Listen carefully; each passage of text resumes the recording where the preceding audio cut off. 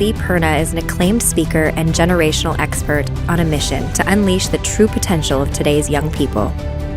To share this message, he addresses thousands of parents, educators, employers, and community leaders every year and interviews frequently on TV, radio, and podcasts.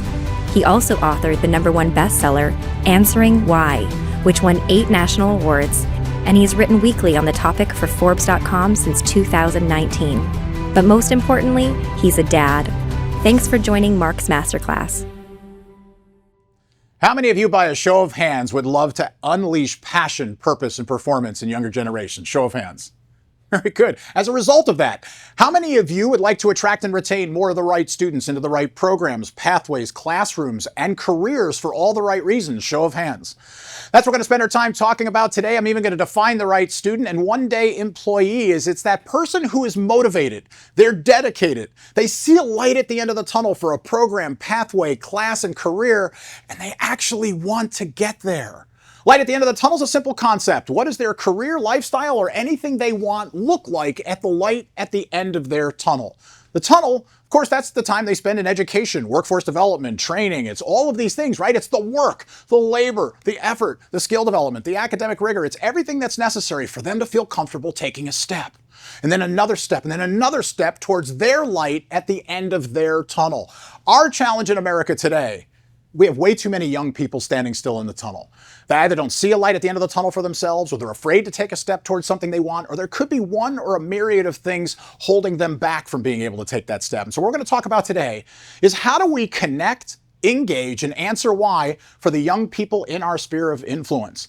Now, I sit at an interesting intersection.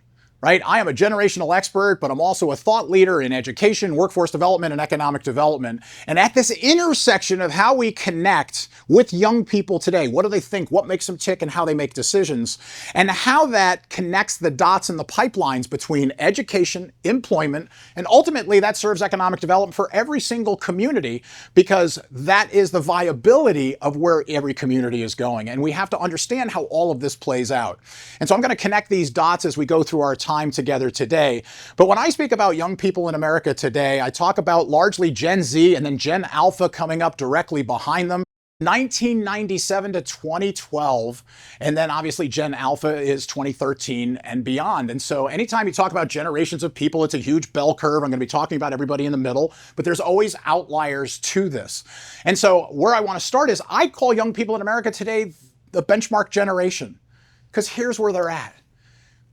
Generation Z and Gen Alpha coming behind them, they want everything that previous generations have wanted. And I used to talk about all the different generations and what do they want and how do we connect, engage, and answer why in their lives. I don't do that anymore. I only talk about young people. That's why I call them the benchmark generation, because what they want is actually what every previous generation has wanted, except that they're the first generation in history to stand on principle until they get what they want. And that has changed everything. Previous generations did things on faith. Not Gen Z and Gen Alpha. They are standing on principle until they get exactly what they want. And so we're going to talk about that as it unfolds today. And so I've got an audience filled with parents today, and I'm excited to have you all here as parents, but you're also employees or employers, or you may be community leaders. So you're here with a lot of different hats on. Feel free to put whatever hat on in this time together, because we're going to talk about what young people think, what makes them tick, and how they make decisions. And so as we do that, I've got a goal today. When I got up this morning prior to this masterclass and being able to spend some time with you, here's my personal goal, that this will in fact be the best presentation you've ever seen. Now, I don't know that I'm going to accomplish it for every single one of you, but that's my goal today. My goal for you is this: no matter where you sit, no matter what you do, no matter where you do it, that you can take what we talk about today and significantly increase the performance of those within your sphere of influence. And that's in your home, classrooms, place of business, wherever you have and you engage with young people in the younger generations. There's a challenge. You guys are literally stuck with me. and I am literally stuck with you. So I propose we make the best of this. I'm going to give you 100% of everything I've got. I'm going to make this the most informative a presentation I can possibly muster to give you. At times inspirational and motivational, at times maybe even funny and humorous. What I ask from you is this: give me 100% of everything you've got, and this time will literally fly by. And so I'm going to connect all the dots, and I'm going to start this way. Every one of my presentations come with a warning, and the warning is this: I speak at 120 words a minute with gusts to 210. So I move pretty quickly, and I'm going to jump right in. There is a shifting landscape in education, workforce development, and the sands literally are shifting as we speak in America today and across North America. And that is that the world has simply changed. We're in a completely different set of circumstances today than we were a year ago, not to mention longer ago than that. And so as we connect these dots and we see where the world has changed, one of the things that is literally crippling our economic development in America today is we're dealing with a tremendous skills gap. And is everybody okay if I give the candid frank version of everything today? Everybody okay with candid frank? Yeah. Yes? Good. It's the only version I give. I just like to ask permission before I give it. We're dealing with a tremendous skills gap. And how I define the skills gap in America today is that there are millions of people who are unemployed, but there are millions of jobs that are open. The people who are unemployed can't do the jobs that are open. And it now sits post-pandemic at 10 million open jobs at all levels of education experience. See, a lot of people think the skills gap is a blue-collar thing. No, it's an all-collar thing, right? At all levels of education experience, and we're dealing with it. And I was giving a keynote speech to 450 CEOs of economic development from across North America, and one of the things I shared with them are where the future of skills sits.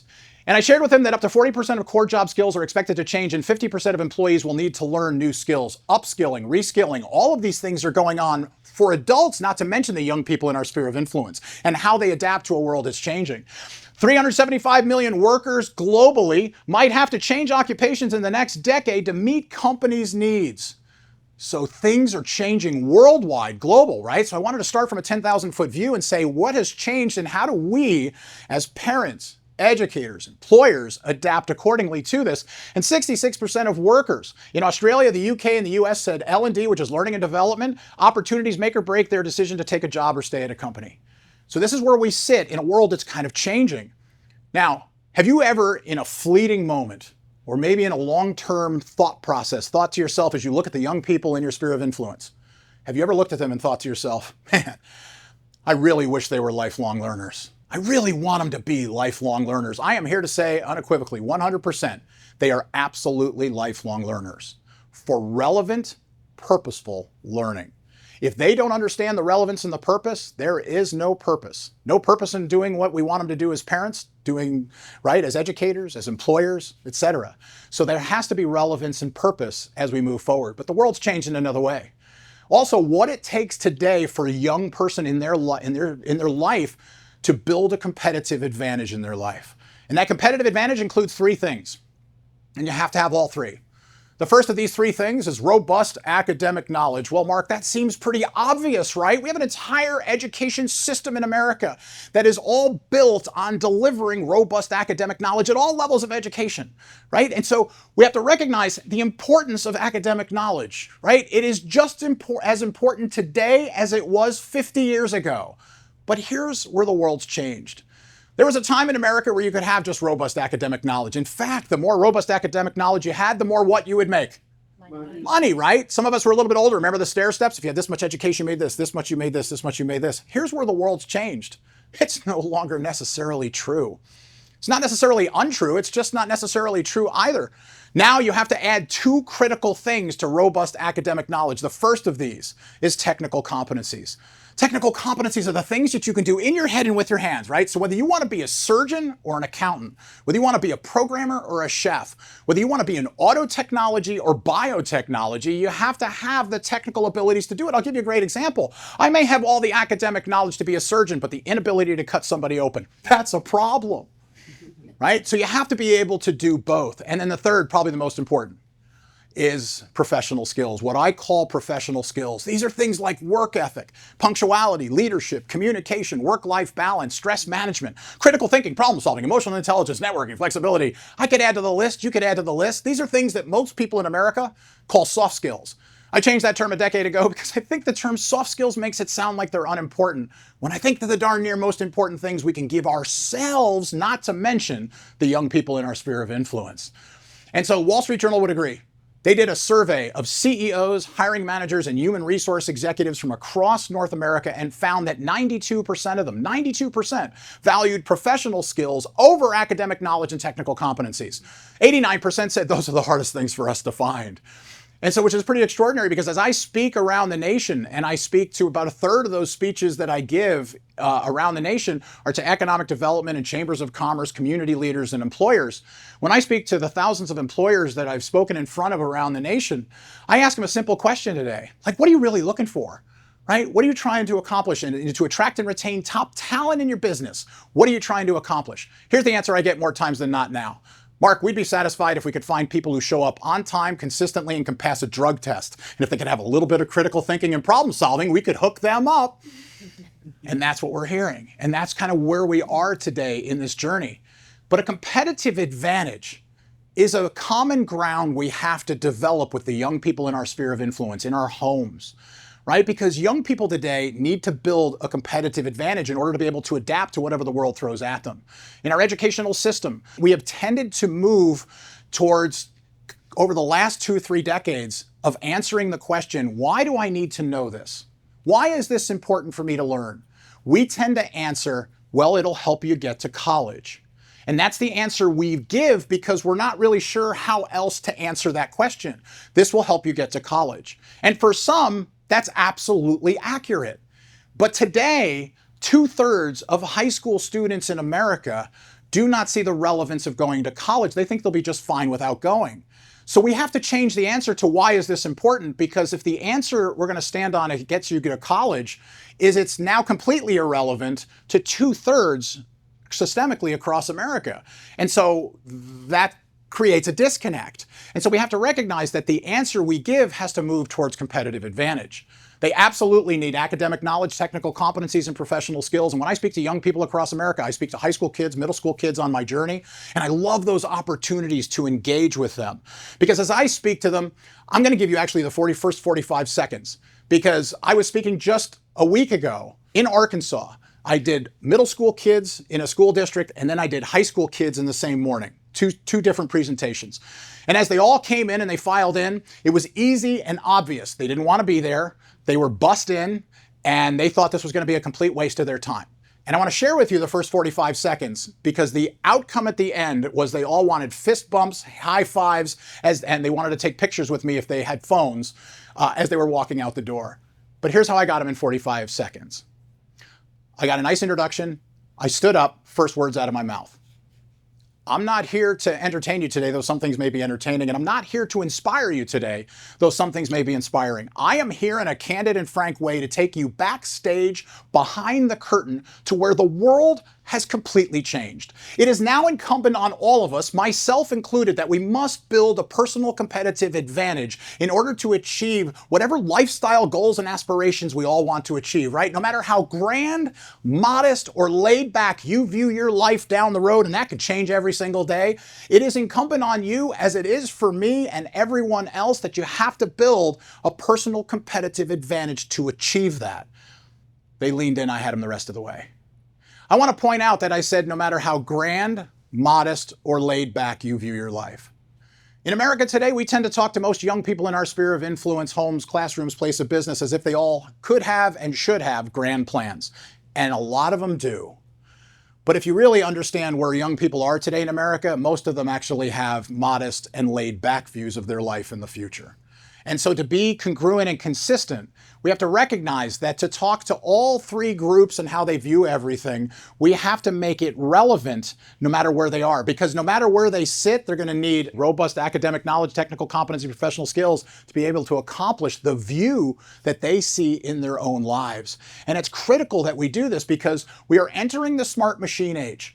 The age of AI and automation is going to change everything. It's already predicted that 47% of jobs and occupations in America today will not exist in the next 2 decades, by the end of the next 2 decades. Now, that's not uncommon. We're in the midst of the fourth industrial revolution. We've been through this before, and this is not an uncommon statistic where everything changes, but we have to be able to adapt accordingly to it. Young people, the young people in our homes have to be able to adapt to it. And so we have to connect these dots. A stat that may surprise some of you, I've written articles at Forbes about it, is that 84% of young people today say they want to own their own business one day and start their own company. What's extraordinary about this statistic is simply this. Previous generations used to look at entrepreneurship and owning their own business as risky, and they found safety in working for corporate America and a small business enterprise. Today, it's 180 degrees the opposite way. Young people look at entrepreneurship and owning their own thing as safety because they can control their own destiny, and working for somebody else as risky.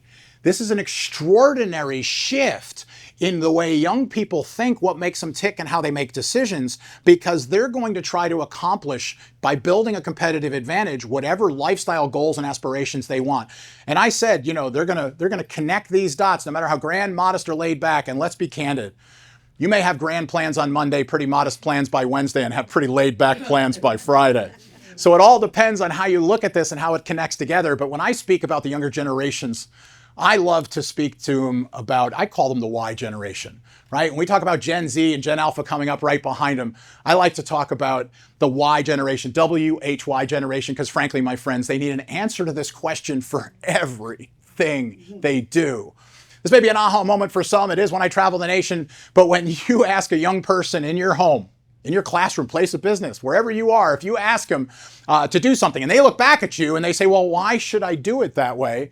Most of us take that as a smart aleck response. We, of course, give the all-American response back, which is, because I said so. You have played this game before. Here's the aha. Most young people don't mean it as a smart aleck response. You know what most young people are really saying to you? Hey, look, I'm unique, I'm special, I'm important, I'm intelligent, I'm resourceful, I know how to use technology. Why do we do it this way? Because there has to be a better way to do this. There has to be a way to use Google something. There has to be a way to put it in the cloud. There has to be a way to get a bigger impact. And yet we cut their knees out from underneath them and we don't give them the opportunity to try. See, I think differently about young people today than most people. Most people think in negative terms. They're lazy. They're entitled. Don't believe it for a minute. I go completely the other way. I think young people in America today are the most extraordinary generations to come down the pike, bar none. I think they are the most intelligent, resourceful, and pit bull-like generations that we have ever seen in this country. When they see a want to in their life, something they truly want, they will move heaven and earth to get to that want to. Our challenge as parents, educators, and employers is getting them to want something. That's where the battlefield of the future is. Because guess what? If they don't want something, they're going to stand still until they do. How many of you have ever looked at the young person in your sphere of influence and thought to yourself, man, they are completely wasting their time. Completely wasting their time. I'm here to tell you 100% and definitively, young people in America do not waste their time. At any given moment, they're doing exactly what they want to do, exactly the way they want to do it. They're going to do it for how long they want to do it. They may not be doing what you want them to do, but that doesn't mean they're wasting their time. Here's a young person in your sphere of influence. They're doing exactly what they want to do, how long they want to do it, and the way they want to do it. And here's what you want them to do. The delta between these two, right? To cross this delta is a compelling reason of relevance and purpose, and an answer to the question, why is this important to do this? So I have to ask you this question reflectively. How many of you, in fact, are compelling? Because it takes a compelling version and a compelling story and narrative as to why this is critically important. How many of you would love it if the young people in your sphere of influence showed up every day compelled to give their best effort? Show of hands. Yeah, we all want that. Then it requires a compelling answer to why is this important and why should I do it a different way? And we have to cover that delta. And I think it's good that they stand on this. I mean, this has changed in my own life. I've been a single dad now for 27 years. I've raised two boys. They're 2 years apart. And it's amazing to me that you can dip into the same gene pool twice and come up with two totally different human beings. Please raise your hand if you've accomplished that in your home. Yeah, see, this is totally a thing. And my youngest son, Nick, bears on our conversation today, and I got to back, Nick up to 16 years old, halfway through sophomore year of high school. And my son hated going to school every day. And when I say hated going to school, I mean, he had a passion. If you were to say, Nick, what are you passionate about? He'd say, I'm passionate about not going to school. And so he'd wake up every day with a different ailment to avoid going, right? His head hurt, back hurt, stomach hurt. He could throw up on cue. That was impressive. And he missed the maximum number of days his freshman year, maximum number of days his sophomore year, and he was sporting a 1.5 cumulative grade point average. He was failing by every metric known in education today, until the day he walked into a programming and software development class just to scope it out for junior year. Came home, he spent 30 minutes there, came home, and we had the following conversation in our kitchen. I'll never forget it. I'm making dinner, he's sitting across the aisle and started benign enough, like most nights. How'd it go today? He said, Dad, I know what I want to do with the rest of my life. Oh, no. For all you parents in the room, you know there is no scarier phrase that you can hear from your son or daughter than I know what I want to do with the rest of my life, because you know that no matter what comes out of their mouths next, you either need to applaud it or start talking them out of it. And so I said, all right, I'll bite. What's that? He said, I want to be a software engineer. Now I want to punctuate. He went to a programming class and came out wanting to be a software engineer. Somebody planted that seed in his head. And so I immediately put my dad hat on. Parents, don't we all have that hat? Moms, you have a mom hat. Dads, we have a dad hat. It's the hat you put on when you want to pepper your kids with questions. And so I immediately asked dad hat question number one, which was simply just what exactly is a software engineer? I mean, I knew what it was. I wanted to see if he knew what it was, and he did. I asked dad hat question number two. Dads, back me up on this typical dad question. How much can you make doing that? He looked at me and he said somewhere between $120,000 to $200,000 a year. No joke. I checked that box off in my head, said sounds like a living wage to me. Immediately I had to go to dad hat question number three, which was, well, like what's the pathway? Like how do you become a software engineer? And he said, well, first I'm going to have to graduate high school. Thank you, God! Because the words graduate high school had never come out of his mouth before. He said, I'm going to have to graduate high school. I'm going to have to get a 4-year degree in computer science. I'm going to have to get some work experience. And then I'm going to have to get a master's degree. Literally 12 hours earlier, he was throwing up to avoid going to school. Tonight, he needs a master's degree. And so I looked at him and I said, you're prepared to do this? He said, yeah, I'm doing this. I said, come on, seriously, you're going to do this. I'm doing this. Nick graduated high school with a 2.5 cumulative grade point average, went to take the ACT and scored a 32. Got a small scholarship to Akron University where he completed a 4-year computer science degree in 4 years. A month before he graduated, he had 2 job offers from 2 international software firms, both at $50,000 apiece. He took one. He's changed jobs several times, had several promotions along the way. Today he makes north of $90,000 a year working as a software engineering apprentice in Cleveland, Ohio. He is independent, he is self-reliant, and he and his girlfriend take whatever dollars they make and travel to every Comic-Con they can get to anywhere in North America. And he loves to dress up as some fun-loving female anime character because he simply thinks it's funny. That's my boy. On the day Nick came home and said, I know what I want to do with the rest of my life, was the day he went from a dad-driven life to a Nick-driven life. And the Nick-driven life was way easier on Dad's driven life. It was on that day that he embodied the phrase I want you to leave with today, and it's simply this, that if the want-to is strong enough, the how-to will come. His want-to become a software engineer was so strong, he figured out how to start doing his homework and actually turn it in. As it turns out, you have to do both of those things. He figured out how to get out of high school, how to get into college, how to get out of college, how to get his first job, second job. He's figured out how to live life on his terms as he sees it. And so how do we do this with all of those in our sphere of influence? We have to recognize the power of the light at the end of the tunnel. And the light at the end of the tunnel, when we started this masterclass, is it consists of 2 things, right? It consists of lifestyle and career. What does your career, lifestyle, or anything you want look like at the light at your end of the tunnel? The tunnel is the work and the labor and the effort and the skill development, the academic rigor. It's everything that's necessary in order to take a step towards the things that you want. If I were to ask us as adults, as parents, as employers in the room, as employees in the room, how many of us are willing to do all the work if we see no light at the end of our tunnel? Yet we're asking them to do it on faith every day.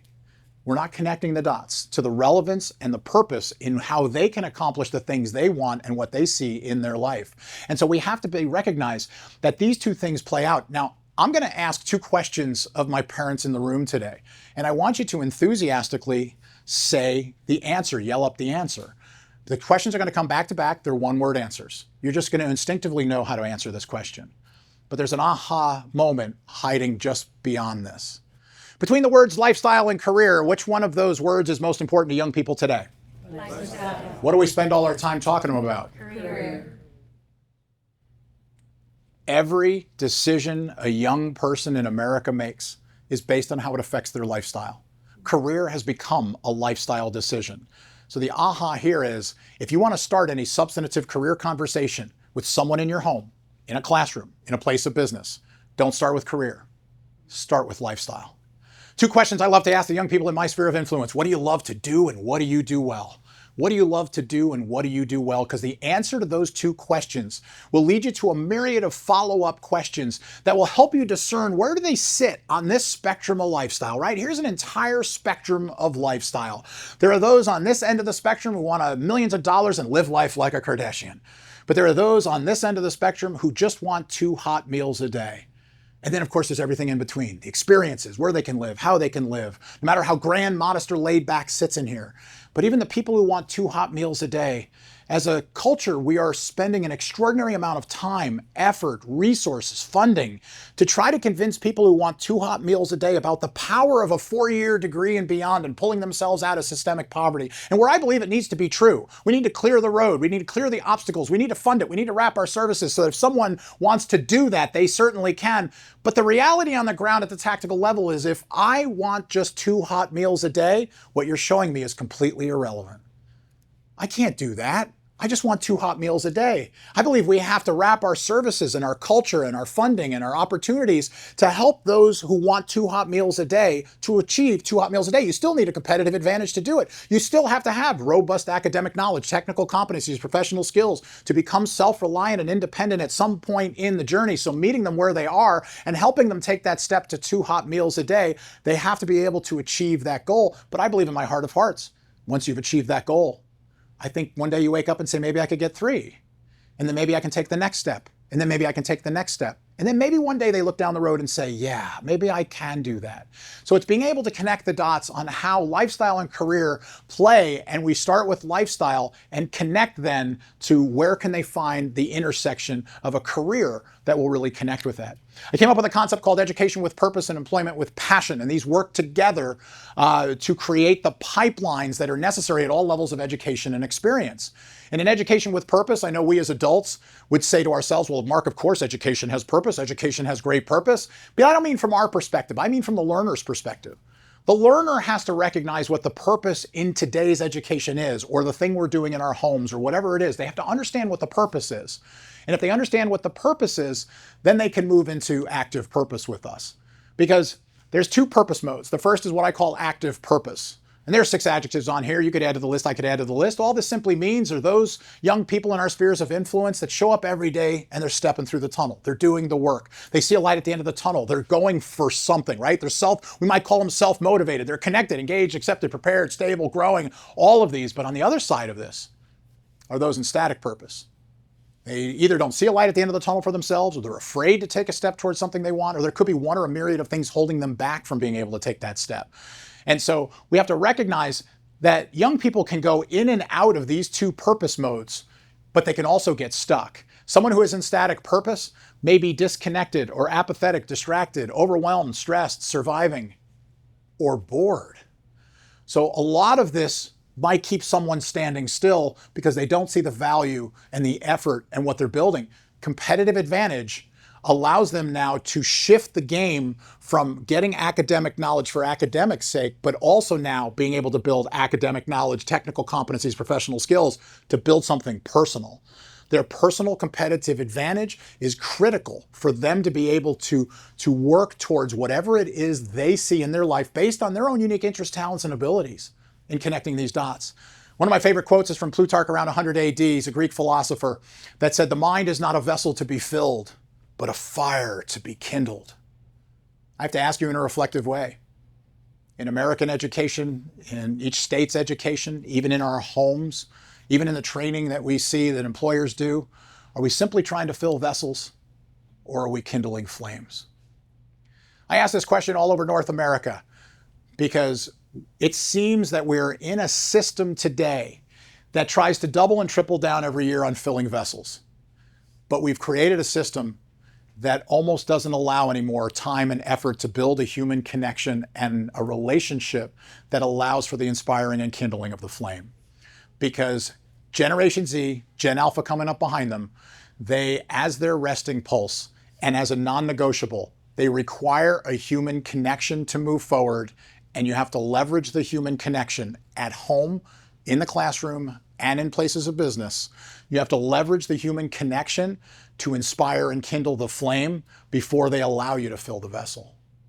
We're trying to double and triple down. How many of us in here are aware that kindergarten's become the new second grade? Right? A lot of you have. Right? We decided somewhere along the line that it's best to try to teach 5-year-olds to read. Now, I'm not smart enough to know whether a 5-year-old should read, could read, ought to read. I'm not smart enough. That's not the dog I have in the hunt. It's a good Southern term. Here's the dog I have in the hunt. What are we giving up to teach 5-year-olds to read? Playtime. What do you learn in playtime? Everything. You learn everything in playtime, right? You learn regulate, right? How to regulate yourself, coping skills, how to adapt. You learn how to self-manage yourself. You learn leadership, communication, work effort. You learn everything in playtime. If you were to talk to most parents and employers across America today, we would all say that the thing that is missing in most young people is their ability to handle stress, to self-regulate, to manage themselves, because we've taken that opportunity away. And so the human connection becomes critically important as we move forward. And so to connect, engage, and answer why for the young people in our sphere of influence starts with a simple understanding. Respect works completely differently today than it did when I was growing up. When I was growing up, I respected my elders first. I worked hard to earn their respect. Today, it's 180 degrees the opposite way. Young people expect you to respect them first, and then only then will they turn around and respect you. I'm not saying this is the way life should be. I'm here to say it's simply where we are. It's simply where we've got. Now, if you look at it from a positive spin perspective, which is why I think young people in America are extraordinary, is that they're really working on a mutual respect option, which is you as adults should respect first, and then we'll turn around and respect. And sometimes we're in this yin and this yang, because the people who have the hardest time with this are those that I speak to around the nation who either because of their age, their station in life, or their title, they believe that they simply command respect, but they're not willing to give it themselves.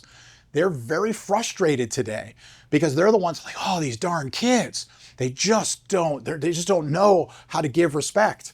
And it's funny because the people who say that often don't give it themselves. So sometimes we have to recognize what are we giving out and what are we expecting back, and this yin and this yang has to work out. And I know what some of you are thinking, man, Mark, do we really have to kiss young people's butts today? Like, no. On the contrary, I believe we need to be tougher on kids. I think we need to hold them to higher expectations. I think we need to push them further and faster. But you can't do that without the conduit of a human connection to do it. You have to have the relationship to be able to do that. I mean, I'll give you a great example. When I was in high school, I got to back you up to when I was in high school. My friends, I was in the half of the class that made the top half possible. Full disclosure. You guys did the math on that really fast. Yeah, I was in the bottom half of my class. I was not a good student. Not that I wasn't intelligent. It's just school. I didn't understand the relevance and the purpose in my life. But when I think back to the teachers that meant the most to me, I don't remember like the easy teachers. I can't even get a picture in my head of those. Who I remember the ones who were hard on me, right? But I knew they loved me, and I knew they'd climb a mountain with me. And that made all the difference. Now, there are teachers like this all across America. There are administrators, teachers, counselors, paraprofessionals, special needs folks, classified staff in our educational system that are doing extraordinary work. I mean, every day they show up and they're giving great, but it's no longer systemic that we have the ability to build the human connection necessary in order to be able to move young people forward. But we have to do the same thing in our homes. We have to be able to do that for the young people in our sphere of influence, our sons, our daughters, and we have to help them understand and see the power of building a competitive advantage so that they can achieve a lifestyle, goals, and aspirations, and they may not know what they want today. And the building of a competitive advantage kicks in when they know what they want. When I speak to young people across America, I tell them all the time, some of you may know what you want. Some of you may not have a clue. Some of you may not know for years. But it's the building of a competitive advantage, robust academic knowledge, technical competencies, and professional skills that you are building for the day you see it. Because we all get to that point in our lives where we see, feel, smell, touch, and experience what we like. That's it. That's what I want. And it's on that day that changes everything. That's the day you're glad you built a competitive advantage, because that's the day it's going to kick in. But if you start building a competitive advantage the day you see it, you may be too far down the road and it may be a heavier lift to get there. So they're not coming to build robust academic knowledge. They're coming to build academic knowledge, technical competencies, professional skills, so that they can achieve whatever it is they want in their life. And I'm on a stump across America. when I speak to parents, when I speak to educators, when I speak to employers, that we have to come to an understanding in America. There are far too many kids today who think they have to be perfect. And this has to stop. I don't know whether it's coming from parents. I don't know whether it's coming from our educational system, our culture. I'm not sure where it's coming, but far too many kids think they need to be perfect. And I will grant you, I'll give you just an example. There's a certain number of kids who need a 4.6 grade point average, right? The highest grade, 1600 on their SAT. There's a small group of kids that need that.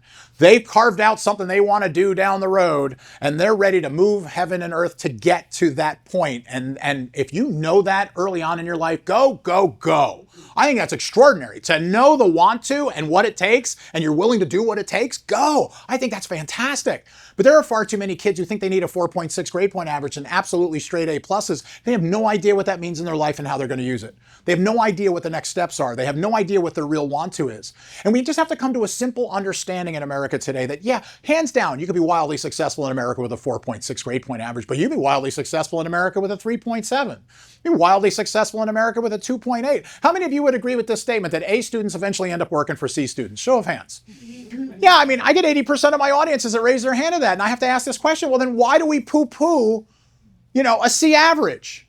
Because we do. Well, you're just not living up to your potential, young man. And we look at it because, well, maybe academic performance isn't the ultimate of where they're going in their life. Maybe they don't need all that. Or maybe they haven't seen the want to that requires it, like Nick. Nick didn't understand the want to behind where he was going. So he didn't do it until he kicked in the day he goes, that's what I want. Oh, I need academic performance to do this. He was all in. So building that competitive advantage is part building it to the point where when the want to kicks in, right? When they see, feel, smell, touch, and experience that want to, then it kicks in, but they've developed it. And that becomes critically important as we look at this and recognize too, just as a resting pulse for young people, we've given birth to multiple young generations that as their resting pulse, they're looking for cheat codes, hacks, and shortcuts. And they want to shortcut everything they're doing. There's got to be an easier way to do this, right? I don't want to do it the long way. Can we shortcut this and get this down to the nuts and bolts? And they're looking for that. And you can either help them create that in your homes and classrooms and places of business, or they're going to come up with it on their own and they're going to try to shortcut it. I don't view that as a bad thing. I view it as being efficient and productive, and they want to be efficient in what they're doing. And yet we're not allowing them because we're saying there's only one way to do something. There may be multiple ways. There may be some wonderful ways. There may be ways that they'll think of that we haven't. So giving them that opportunity and recognizing how this all plays out. Young people today have 3 questions in the back of their mind. We as adults have the exact same 3 questions. Either consciously or subconsciously, we're thinking to ourselves, man, are we seen? Are we heard? And do we matter? And I'm here to tell you that these 3 questions, do you see me? Do you hear me? Do I matter? Are sitting in the back of the minds of everyone in our sphere of influence, home, classrooms, place of business, anywhere. They are asking those questions. Because if the answer to one of these questions is no, you've lost them. You may never get them back again. So this is critical to understand that this plays out for us. It plays out for them. They have to feel seen, heard, and that they in fact matter. And it's a critical part of building the respect. Building the respect in the human connection is critically important. You will get more respect in human connection when you recognize which way it goes first and then it comes back. So building the human connection is critically important in being able to leverage where they are and how we influence them on doing the kinds of things that will allow them to achieve whatever it is they want based on their own unique interests, talents, and abilities. And so that becomes critically important in connecting these dots. It was a crowning achievement in my life. I was invited to speak at Harvard University. You know why. I didn't stand a prayer getting there. I was invited to speak at Harvard to governors and lieutenant governors and K-12 statewide superintendents were in the audience that day, chancellors of community college systems, and some Fortune 100 top executives. And I was speaking about the notion in this country that we're making kids college and career ready. A lot of you may have heard that phrase. It came down from our federal education department a little over 2 decades ago. And it has taken such a root in our country that there are school districts in America that have it as their tagline, right? ABC school district making kids college and career ready. And I spoke about how much I love the phrase, because you gotta love the phrase on its merits. It sounds like low-hanging fruit, right? It sounds noble. I mean, if we're gonna do something in America, we ought to be making kids college and career ready. And what I spoke about that day was, there's a problem though with the phrase. Almost no one in America reads the word "and" in between the word college and the word career. People read it like it's a pathway. We're gonna make kids college then career ready. And so what I spoke about that day to a standing ovation was, I don't think we should be making kids college and career ready in this country. I think we should be making them career ready, period. Sure, all kinds of wonderful careers and occupations go through four-year university degrees and baccalaureates, masters, PhDs, MDs, JDs. I'm a tremendous fan of a four-year degree. I advocate for everything in America. We need way more at that level of education in America today. And if what you want to do in life requires that kind of education, you need to invest wisely, go with passion, go with purpose, but make sure that you get it done. That's not what's happening in America. Far too many young people are dropping out for a myriad of different reasons. They're not getting what we said they were going to get out of all of this. And so we have to be able to connect the dots as to how can they get the things that they want. And a four-year university is fantastic. Like I said, we need more of everything, but there's also wonderful careers and occupations at two-year community and technical colleges through associate's degrees. There's also wonderful careers and occupations through certifications and licensures and apprenticeships in the military and entrepreneurship. Why, with so many ways to be successful, did we take one of the ways and put it in the phrase? Because by putting one of them in the phrase, we've said that's the best way. Everything else is an also-ran. Well, I mean, this has connected the dots over the last 2 decades and has ballooned a skills gap in America at all levels of education experience, because we have to advocate for everything. Everything should be on the table. And the young person should be getting the education that they wish to get to accomplish the things they want in their life. Because recognize simply where we are today. According to Georgetown University Center for Education and Workforce, they estimate that a third of the nation's top performing high school students with SATs over 1,000 do not obtain a college degree, yet nearly all of them attempt college. Well, these are the students we say are best positioned to get a college degree, and yet a third of them do not complete. And I asked this question around the nation, and I'd like to ask it reflectively of you. Why do we assume in America that just because somebody's good at school, that they should get more school? Don't we? You're a high academic achiever. You are clearly going on for more high academic achievement. And I'm not saying they shouldn't go. I'm just saying, why is it a lock they should? Don't the rules of relevance and purpose also work for the high academic achiever? We have a lot of high academic achieving young people today who aren't necessarily thrilled with going on to more education until they know why they would be going. And that going after high school may not be their best first choice. Going at 20 or 21 when they know exactly what they want to pursue so that they're investing wisely. I think that's good educational thinking. It's good educational choices. According to the Strata Gallup Education Network, they did a study of 32,000 full-time four-year university students at 43 random Tier 1 universities and found this, that only a third of those students believe that they will graduate with the skills and knowledge to be successful in the job market and workplace. Only half believe their major will even lead to a good job, which begs the question, why are you there? Because we said to go. I was speaking on the campus of University of North Carolina, and I was speaking to parents. And if you've ever been to that part of the country, parents who live in that area move from 176 different countries to live there to avail themselves of what is arguably some of the best higher education, not only in America, but around the world. And so when I'm speaking to parents in a performing arts center, they don't believe that their kids are going to college. They believe their kids are going to the best colleges in America. And so I was speaking to that audience. I spoke for 90 minutes. I took an impromptu Q&A session afterwards in an open dialogue. Gentleman asked the question, stood up, raised his hand, said, "Mr. Perna, thank you very much for your presentation today. My wife and I are sitting here and we're really reflecting on what you talked about today. And we're thinking to ourselves, we've got a son who's going into his senior year in high school, straight A student, high academic achiever, and we have always dreamt that he would be going either to one of the universities in this region or somewhere commensurate around the country. And now after hearing your comments, I'm not sure we're doing the right thing. My question to you is simply this: should we send our kid to college?" Like, I looked at him and I said, "Sir, thank you for your gracious comments. I can't answer that question. I don't think anyone else in this room can answer that question, because for several reasons. One, I have no idea what interests your son has. I have no idea what resources you have. I have no idea kind of where you sit today in the journey with your son. But I'm going to go on a limb and say you're asking me that question because at some point you've had some pushback from him on going to the next level of education." And he starts to smile and he starts to go like this. This is happening around the country. So now he's thinking to himself, after hearing a lot of kind of where we are, whether it's the right next best move. And I simply framed it this way. I said, sir, I'm going to tell you, I'm going to frame it for you, I'm going to frame it for parents in the audience today, is that there are a lot of parents across America, and there's nothing wrong with this, who have always dreamed of sending their kids to a 4-year university and beyond to do something. There's lots of reasons to go.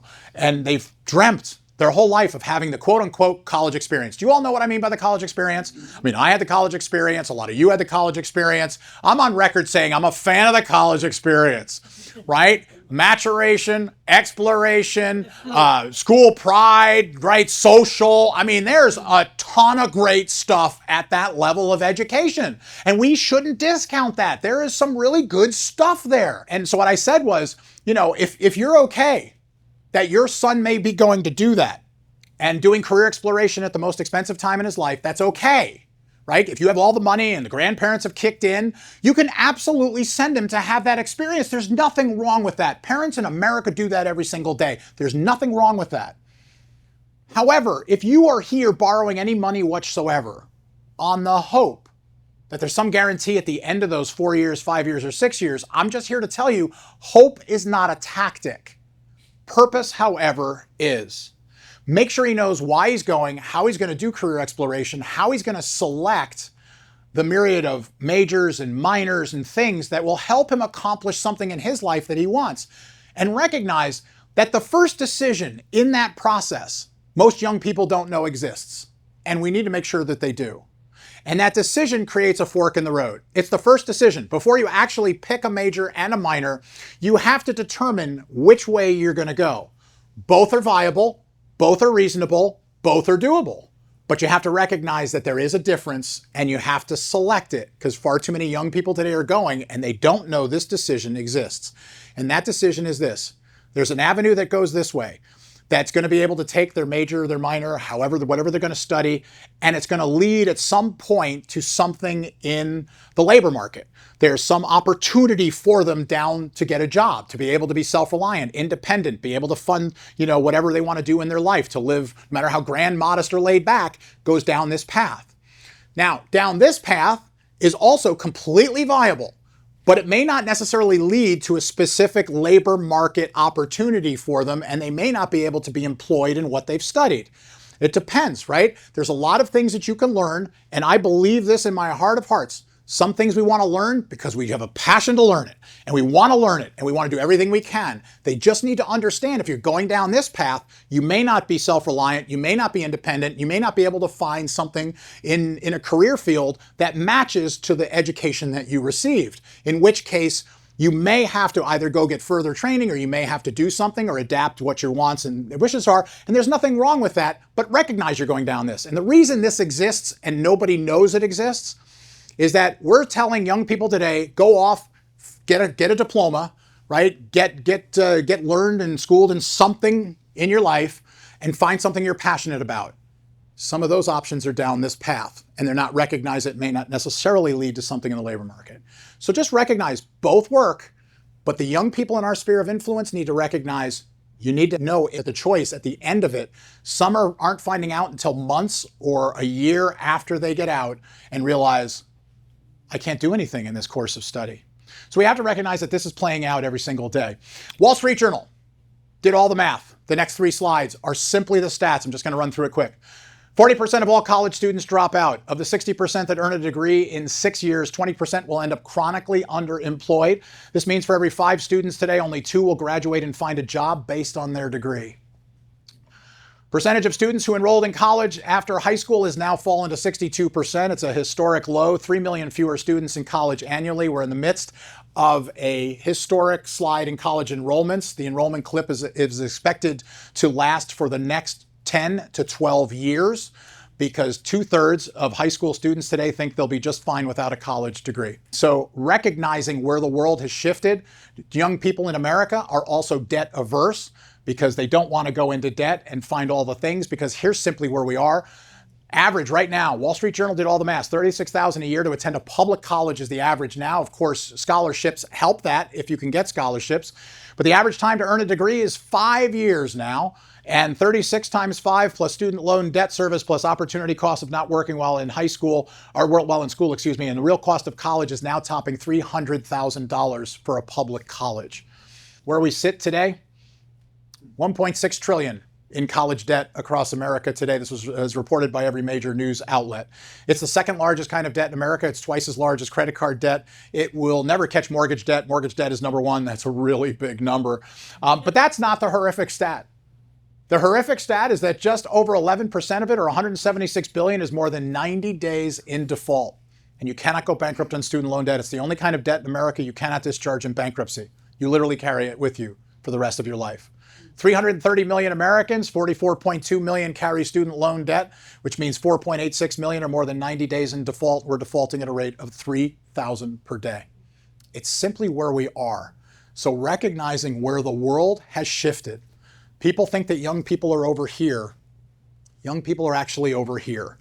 And if we can meet them where they are and adjust accordingly and recognize to connect, engage, and answer why, allows them to pick the future that is most relevant to them based on where they want to go and how they want to get there. Business Insider did a survey of millennials, which is the next older generation above Gen Z. And they went to those who completed their diploma. They borrowed money to do it. So they're completers in college. They borrowed money to do it. And they wanted to understand kind of what their thinking was in hindsight. And here's what they said. 90% didn't understand the paperwork they signed. 84% borrowed more than they needed, also took credit card debt. And this one's kind of my favorite. 83% said it was a mistake attending an expensive college. Why? Because 10, 12, 15 years later, they're still paying for it. And they're not necessarily getting the benefit of what they did. Now, I'm not saying you shouldn't do this, but we as parents need to understand what game are we playing and how do we play it effectively for the young people in our sphere of influence. Academic knowledge, technical competencies, professional skills is critically important so that they recognize what's happening. And I know some of you are thinking to yourself, man, kids must truly come out with a competitive advantage though once they get a degree. Not necessarily. They may, but they may not too. So we also have to look at what the etiquette gap is today among recent college graduates. I wrote this at Forbes. Intelligent.com did a survey of managers, directors, and executives involved in hiring. And at the interview, they say they saw, this is from around North America, 53% struggled with good eye contact at the interview. 50% asked for unreasonable compensation. 47% dressed inappropriately. Curious how many of those were wearing PJs. 27% used inappropriate language. Hard to believe. 21% refused to turn on their camera during a virtual interview. My personal favorite, 19% brought a parent to the interview.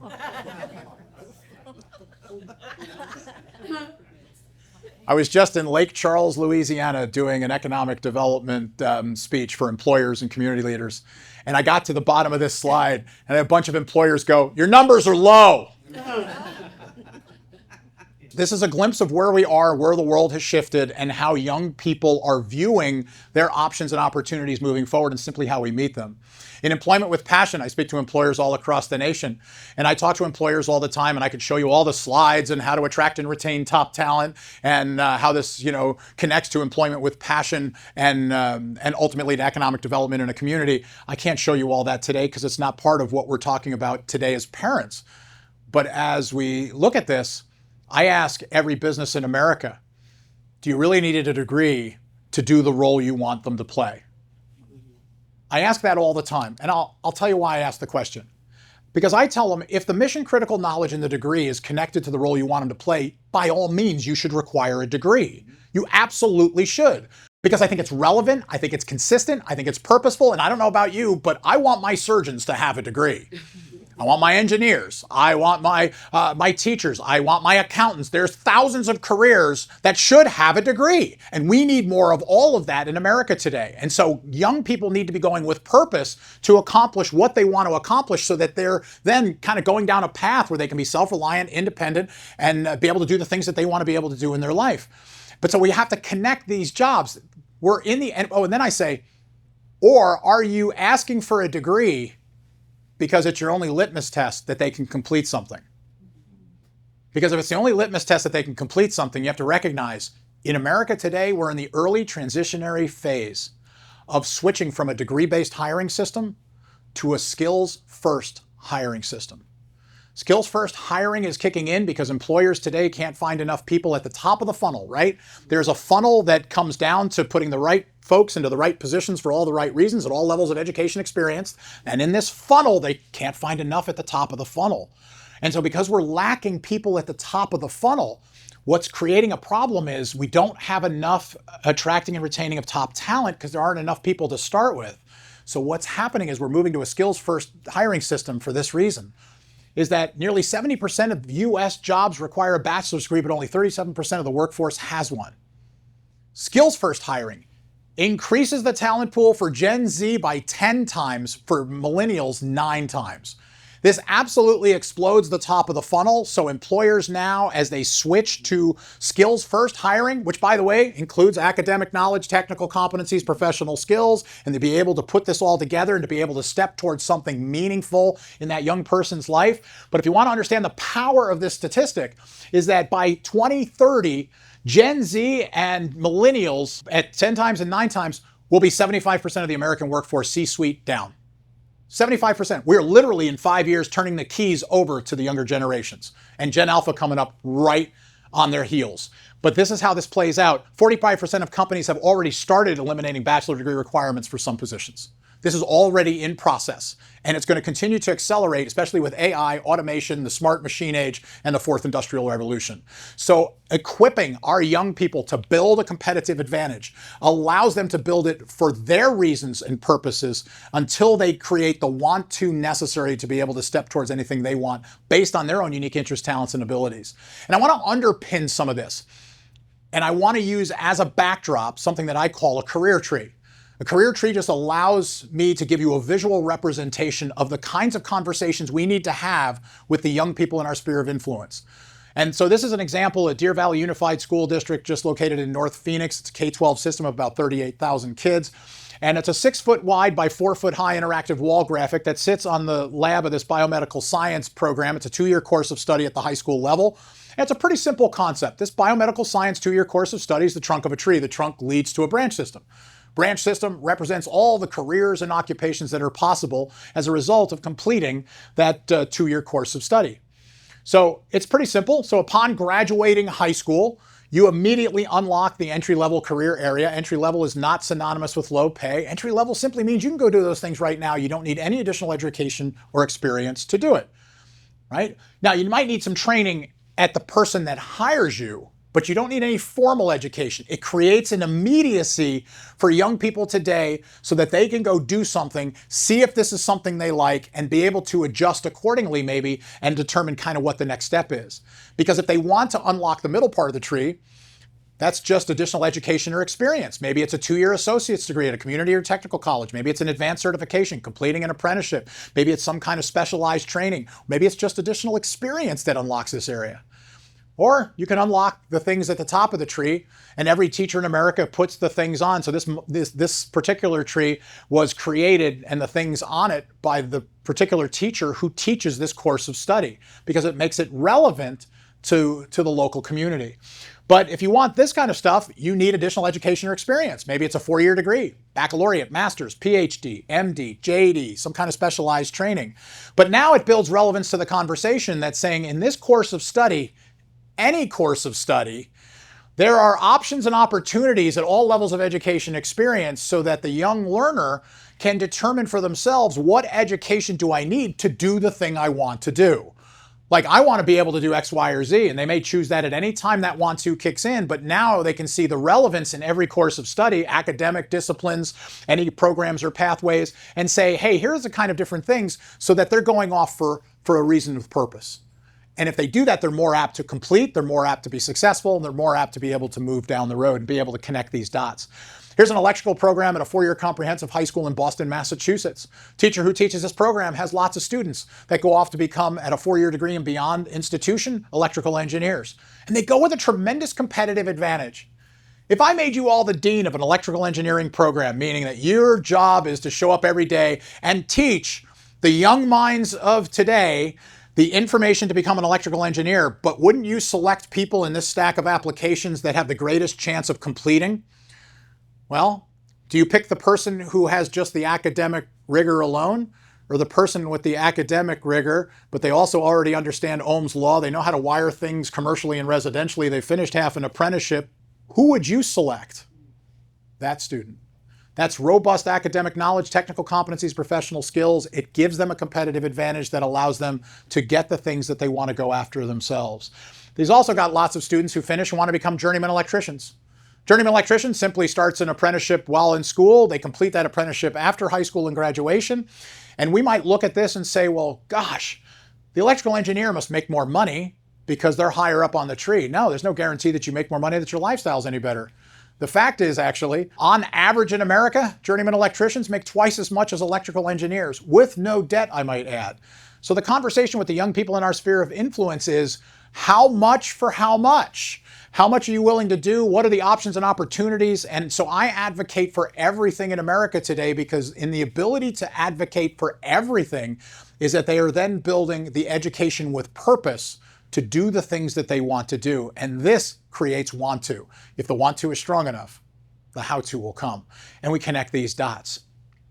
This is academic discipline, just as an academic example. In this academic example, at all levels of education and experience, it builds relevance to the ability to see what's possible at all different kinds of advanced education and how they can build relevance so that in connecting their course of study, now has the ability to connect the dots. And it's in connecting those dots that young people have the ability to create the want to. Oh, I can do this, and this is what's possible. So it creates the narrative, it creates the story. Building on the root system, academic knowledge became relevant to Nick the moment he knew what he wanted to do to become a software engineer. He realized he had to step it up. Professional skills, he worked on those. Experiences, job shadowing, internships, apprenticeships, part-time jobs, summer jobs, relevant ways to do the kinds of things that are necessary to connect the dots. And then passion, you start building the passion necessary. I think there's a misnomer in America between us as parents, us as educators, employers, community leaders. I think we all think passion and interest are the same thing, and I think they're different. Because I think we tend to talk to young people all the time. We ask this question, because I know we ask this question, like, what are you passionate about? Like, what are you passionate about? I don't think young people are passionate necessarily about much. I think they may have a high degree of interest. Like, I'm really interested in this thing doesn't mean they have passion. I think passion is where grit, stick-to-itiveness, and resilience lives. I think passion is that thing that you have when you're walking down your tunnel and you're taking one step after another and life gives you those two gut punch reality checks and you get back up off the mat and you keep moving forward. That's passion. I talk to young people. When I talk to them, I like to tell them, don't spend 1 minute trying to find your passion, because every meme in America talks about passion. Find your passion, live your passion, be your passion. Don't spend 1 minute trying to find your passion. Spend every minute you can finding what you're good at. Find what you're good at. You may find something you're good at, you don't like doing it. That's an important nugget of information. You may find something that you're pretty good at, that you like doing. You may have a number of things you're good at. Start doing it. Do a little job shadowing. Man, is there a career out there that I might be able to do something like this? Take a look at what it looks like. Go see, feel, smell, touch, and experience. Find what you're good at. Because what you're good at, you may build one day the competitive advantage that allows you to do it. Find what you're good at and then become good at doing it. I think when you like something and you become good at it, you start getting some success, you start getting confidence, you start getting that walk, right? That's where passion one day comes. I don't think we trip over our passion. I think passion finds us. So finding what you're good at is critically important. Young people today will hardly, if ever, make forever decisions, but they will make for now decisions. A for now decision is a decision that lasts a week, a month, a year. You can change anytime you want. Too many young people today have analysis paralysis. I don't want to be wrong, so I'm not going to make a decision. So stop putting in forever decisions. Very few of us have made forever decisions. Very few of us have had a straight line from where we were to where we are. Most of us have had a little bit more of a serpentine route where we try different things like, that's not going to work, I'm going to go this way. That's for now decisions. And I'll give you how this plays out. I'll give you an example. That same teacher who teaches that electrical program at a 4-year comprehensive high school in Boston would stand up in front of this tree right? And he would give the big picture on the first day of school, just 10, 15 minutes, right? Here's what's possible. Here's where you can go. Here's how you can get there. Here's how you can go off to a 4-year degree with a competitive advantage. Here's how you can get a contractor and someone you're working for to pay part of that higher education to, help with funding of that. Here's how you can go to a 2-year community and technical college. Here's how you can get a work and complete an apprenticeship. Here's how you can be an entrepreneur and start your own business. And we would just win their hearts and minds 10, 15 minutes. Simple, right? Compelling. We said compelling, connecting the dots. Then he gave them their first assignment. He said, I'm going to give you a printout of this tree, and I want you to go out and I want you to research anything on this tree. And it could be at any level. It's just a for now decision. You don't have to do it forever. You can change 15 times in the next 2 years. Anytime you want. You can move up, down, wherever you want, but find the perfect intersection between career and lifestyle. They get done with that. They literally get to a point where they're coming in the next week, and he asks them all to report out. Report out on exactly where you want to go and what you're willing to commit to for now. Change anytime you want. It eliminates analysis paralysis. Kids come in the next week. They start reporting out. Halfway through the morning, young Hannah stands up. Hannah wants to be a marine electrician. Here's her report as relayed to me by the teacher. I'm going to be a marine electrician. A marine electrician is someone who works like on a Royal Caribbean cruise liner or Silver Sea cruise liner. They go out on a 10-month contract. The 10 months you're at sea, you work a 40-hour week. And when you're off, you're off, which means if you're in port, you can disembark with the passengers, meet new people, see new places. You make $65,000 to $75,000 a year. The 10 months you're on the ship, your living expenses are zero. She said, I'm going to be retired in my mid-40s. I'm going to travel the world, meet new people, see new places. I'm going to be a marine electrician. No joke. Russ goes, Mark, you had to see it to believe it. 5 other kids went, that's what I want to do. Now, what did they want to do? Career or lifestyle? Right? Lifestyle. Now, one of these kids said, I want to rewire fixtures on a boat. Every single one of them wanted the lifestyle associated with it. Cool part of the story is 2 of those 5 kids that said, that's what I want to do, had already reported out before Hannah that morning. Their for now decision lasted 20, maybe 30 minutes, and they were on to something else. And so being able to connect these dots and have the power of these conversations, I always have believed in creating an opportunity for kids to create, do goal setting and do positive affirmations. And so Hannah puts her name on a leaf. Hannah, marine electrician, she puts it on the tree, right? It's a little pressure sensitive leaf. And I'll give you an example of this, Rive. This is Oakland County Schools just outside of Detroit, Michigan. I happen to be walking through one of their facilities. It's a big K-12 system. And I took this picture. There was a career tree sitting on the wall, and I'll give you a front view of this. Look how many kids in this high school culinary arts and hospitality program and course of study want to go at the top of the tree to a 4-year university as it relates to their course of study. Look how many in the middle part of the tree want to go to an associate's degree at a community or technical college or a culinary institute, and how many at the bottom part of the tree want to go directly into the career. And being able to talk and be relevant then to this. In talking to the chef that day, the teacher, I said, how do you use this every day? He goes, Mark, there isn't a day that goes by that we don't stand in front of this tree for just 20 seconds, just to remind ourselves before kids come in, where do they see themselves? It changes what we build is relevant in the curriculum, what we show them in videos, and et cetera, but it builds relevance to this. And he said, and I quote, I used to think we taught cooking. We don't teach cooking anymore. We teach competitive advantage because these kids are going places we never imagined that they were going. And so this conversation is what will help young people create a want to. If the want to is strong enough, the how to will come and will allow us to tell us kind of a cool story. He's got 4 students in the middle part of the tree that want to be food stylists and food photographers. I said, Chef, just curious, what reasons did those kids give you for wanting to be a food stylist and food photographer? He smiled at me. He goes, Mark, sometimes it's not rocket science. These kids love food. They love to take pictures. Why can't that be the reason to show up every day? Right? I will grant you those 4 kids may never become food stylists and food photographers, but what happens in the meantime? They show up every day in active purpose, learning robust academic knowledge, technical competencies, and professional skills to build a competitive advantage to do the things that they want to do. Right? He's got 8 students in the upper right corner that want to be sommeliers. That's that wine expert that comes to your table at a fine dining restaurant, wants to pair a nice bottle of wine with what you're eating that night. Right? Believe it or not, it takes up to 20 years to reach full sommelierness. And so I said I asked the same question. I said, I'm just curious, what reasons do those 8 kids give you? He goes, Mark, 7 kids had really great reasons. I think the 8th one just wants to drink at work. Now, I laughed at that. I think it's kind of funny, right? But think about it. Even that kid that wants to drink at work someday shows up every day in active purpose, learning robust academic knowledge, technical competencies, and professional skills to one day build a competitive advantage to drink on the job. So it all depends on how we connect these dots and do this, right? In shifting the paradigm, there's a call to action. That call to action is simply this. We have to connect, engage, and answer why for the young people in our spheres of influence, in our homes, in our classrooms, in our place of business. I'm speaking to parents here and connecting the dots that what we do today connects to what their possibilities are.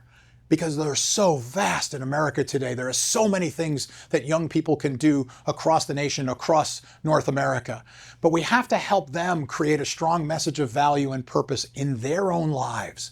We can't give it to them and tell them this is it. They have to find it and forage it. The journey is about the struggle to find that thing. And how do you find it?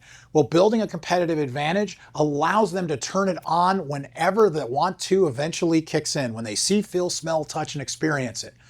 I was working in Davenport, Iowa. I was invited by the executives at John Deere to visit their 2.2 million square foot facility called John Deere Davenport Works. And I went through on a 2.5 hour tour. And this was just prior to the pandemic. This is literally me going into their building to take my tour. And I love what I get to do because I get to take tours like this. If you've never been to an advanced manufacturing facility, go. It's extraordinary. On my tour that day, I ran into an impressive young woman. Her name's Megan. Megan is 24 years old. She's been with John Deere for 5 years when I met her that day. And when I meet impressive young people, I like to ask a pretty simple story. How did you get here? What's your story? She starts telling me her story. She said, well, I was a sophomore at Davenport West High School. I was a straight A student. I was on the honor roll. I was in band, was in chorus, and came time to register for classes junior year. I decided that I wanted to take a welding class. Yeah, Megan's a welder. Megan took the first class, liked it so much, she took the second, third, fourth, got all her certifications. Upon graduating high school with honors, I might add, she decided she wanted to go to work at John Deere as a welder. John Deere, their infinite wisdom, hired Megan. She worked there for 12 months when she took John Deere up on what they offer every employee, which is if you've worked here for 12 months, we will now pay 2/3 of your higher education. She immediately went to get a 4-year degree in business. John Deere paid for 2/3 of it. She, of course, paid the other third pretty easily. Why? She makes great money. She's a welder. So now, at 24 years old, 5 years with John Deere, this impressive young woman has a tremendous competitive advantage. Why? She's got robust academic knowledge, technical competencies, and professional skills. She also has a 4-year degree in business. Her college debt, 0. She found an unconventional way to get where she wants to go and have someone pay for most of it. You know, it would not surprise me one day if this impressive young woman one day is managing a 2.2 million square foot facility for John Deere. My friends, hear me loud, because here's where the world has changed. It matters significantly less today where you start after high school. It only matters where you end up. And there are lots of pathways that lead to lots of extraordinary things across America today. Just have to understand where they are. How do they achieve them? And how do they leverage their abilities and their competitive advantage to do the things they want in their life based on their own unique interests, talents, and abilities? How many of you have ever climbed a tree? Where are my tree climbers? Oh, I was a tree climber when I was a kid. We lived out our imaginations in the trees. And I'll never forget this. I was 10 years old. I'm up in the tree with a couple of my friends. I was at the highest point. I'm up 28 to 30 feet. It's a perilous height. And I moved away from the trunk. I was standing on a limb I'd been before. I felt comfortable there. It was a big limb. And I'm surveying the world around me when the limb underneath me cracks. Can you imagine this happening to you? It's pretty extraordinary, right? It's at that moment where you get the 3 things that happen. First, I became singularly focused. Wouldn't you? I mean, it didn't matter what stresses and challenges I had getting into the tree. It didn't matter who I thought was cute at school. I was now focused on the task at hand. Second thing that happens, you start strategic planning. How are you going to get out of this?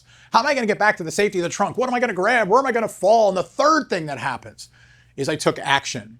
In fact, I submit to you, I took massive action. And all 3 of those things literally happen in the blink of an eye, right? Just that fast. Focus, plan, action. It was at that moment. See, I believe that the branch creaks in our lives many times. Anytime there's a fear of loss or a sense of urgency, the branch creaks a little bit, and it forces all of us to focus, to plan, and to take action. This happened in my life back when I was 34 years old, because I want to give you a personal example of this. When I was 34 years old, I had the worst year of my life. I hope you never have a year like this. When I was 34 years old, I was forced to file bankruptcy due to a failed business venture that I'd started 5 years earlier. My bad, my fault. I made bad decisions, bad investments, and if you've ever had a failure like that in your life, sure, you feel defeated and you feel like a failure, but you also feel embarrassed and ashamed for years.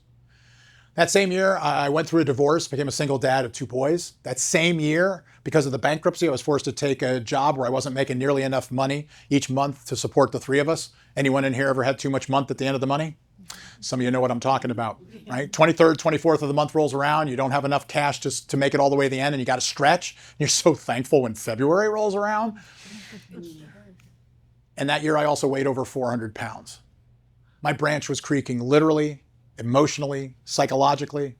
I'll never forget it. I remember sitting down in our modest home and looking out the windows and thinking to myself, man, Mark, if things are going to change, you're going to have to change. And if things are going to get better, you're going to have to get better. So it was at that moment in my life, I focused, I planned, and I took the necessary action. Over the next 13 months, I lost 175 pounds and I've managed to keep it off. During that same time period, I started this company. And in the span of 27 years, I've gone from the worst moments in my life to today. I almost can't believe where I am. I'm an international thought leader. I've done over 200 radio, TV, podcast interviews just in the last couple of years. I've got over 4.4 million readers at Forbes. I have 70 countries that have heard my daily podcast. I do over 90 keynote speeches a year with all kinds of different kinds of audiences. I went on to write a book that became a #1 bestseller. And because it bears on our conversation, I simply want to share with you that journey. I needed to write a book. People kept saying, Mark, you have to write a book. If you want to transform education, workforce development, and really, impact parents, educators, and employers across America, you have to write a book. You need that credibility. You need that calling card. And I was like, I fought it. You already know that I was in the bottom half of my class in high school. Further disclosure, I failed English twice when I was in high school, and I'm embarrassed by that because that's my primary language. So I didn't think I could write a book. I felt pretty confident I could write a bad book. But I had a change in philosophy in my life I want to share with you. About 9-10 years ago, I came up to the conclusion in my life that I needed to be comfortable being uncomfortable. That being uncomfortable was a good thing in my life. Because when I'm uncomfortable, when there's a want to in my life and I am made uncomfortable, that's when I'm willing to focus, plan, and take the necessary action. When I'm comfortable, which I love being comfortable, we all love being comfortable, but when you're comfortable, not a lot happens at that point. If you want to excel, if you want to do something meaningful, if you want to do something, outside yourself, it happens when we become uncomfortable. So I decided I need to be uncomfortable and I need to be comfortable being uncomfortable. So how do you do that? You create a philosophy. Here was mine. Say yes, then figure out how. Most people in America do it the other way around. They'll do all the research necessary to determine whether they should make the next big move, and then they'll talk themselves out of it because it's too much work, it's too much money, it's too much investment. I don't want to go that far. I do the opposite. If I think it's worthwhile doing, I'll take the risk and say, I'm going to do that, and then I'll go about figuring out how to do it. Thank God I did it, or I wouldn't be standing in front of you today. I would never have written a book. Because if I would have known that it was going to take me 18 months and 23 versions to write the book, I never would have done it. If I would have known that once I spent the 18 months and 23 versions, that it was going to take me an additional 12 months to find a publisher, I never would have done it. If I would have known that once I got the publisher, the editor would call me 30 days later and say, Mark, we love your book. We can't wait to work with you on this, but we don't think you've written 1 book here. We think you've written 2 books here. Yeah, out of naivete, I thought to myself, how cool is that? I wrote 2 books at the same time. Yeah, that's not what they meant. What they meant was you wrote 2 half books and you just slammed them together and you have to determine which one is the soul of the book and go back and write the other half. Back to work for 5 more months.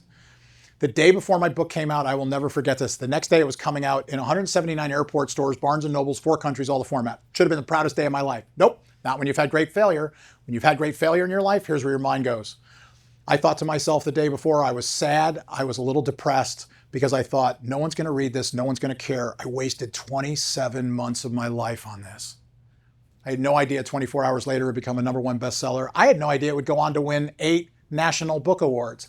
I didn't know there were book awards. The award I'm most proud of is the bottom of the list. The Nautilus Book Awards are given to books that are thought to make a positive difference in the world. Previous winners of that award were the Dalai Lama, Deepak Chopra, the year before me, Simon Sinek. I don't share any of this to impress you.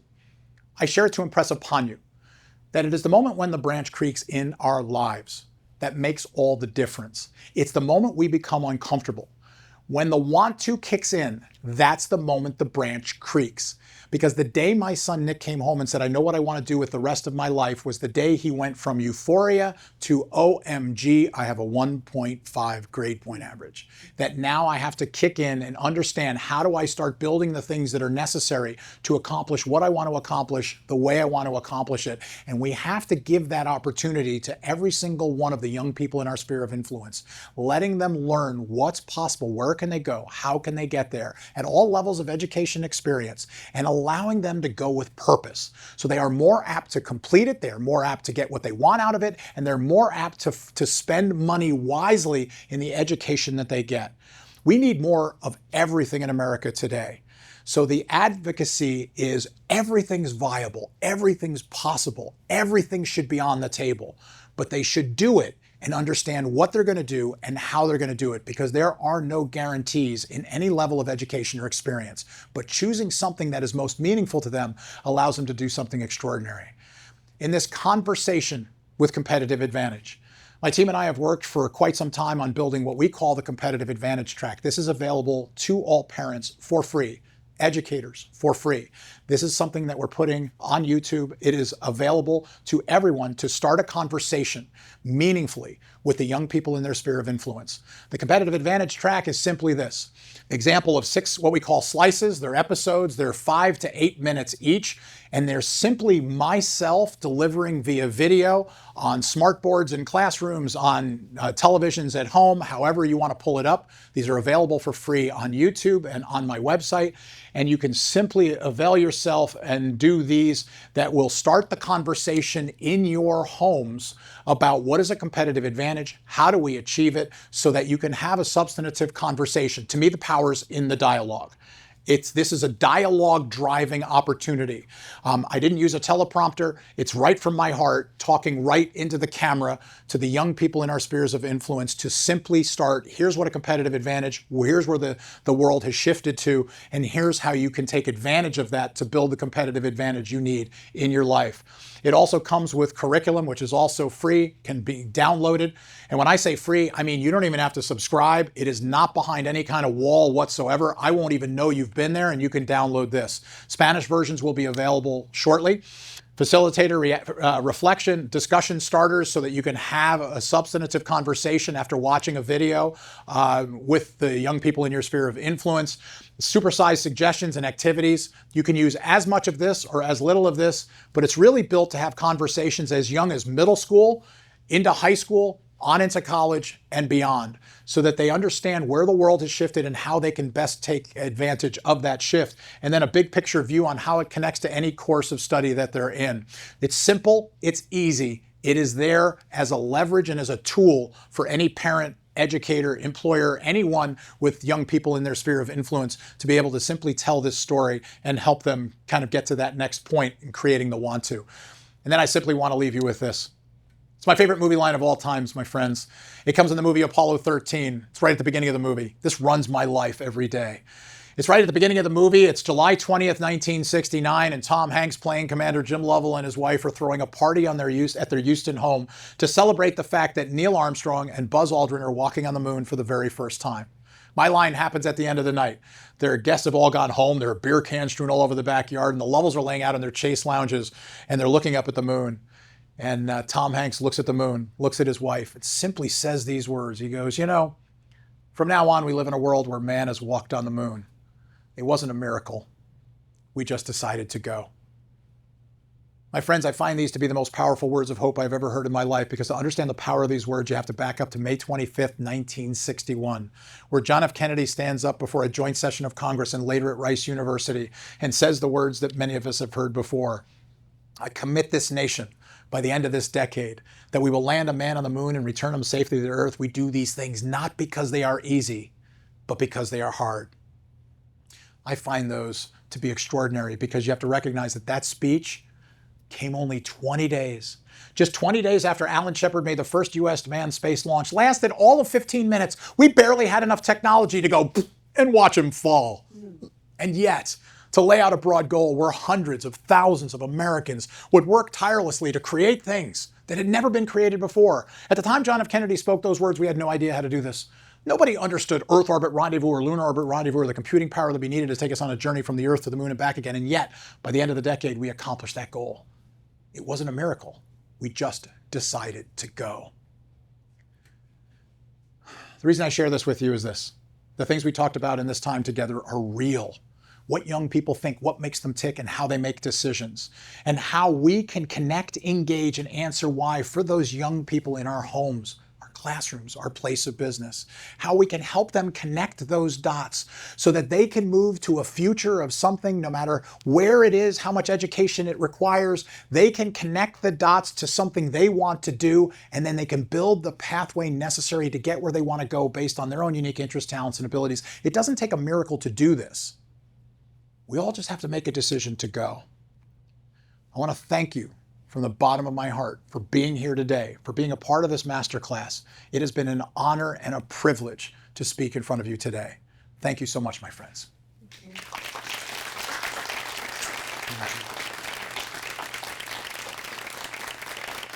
Thank you. Thank you.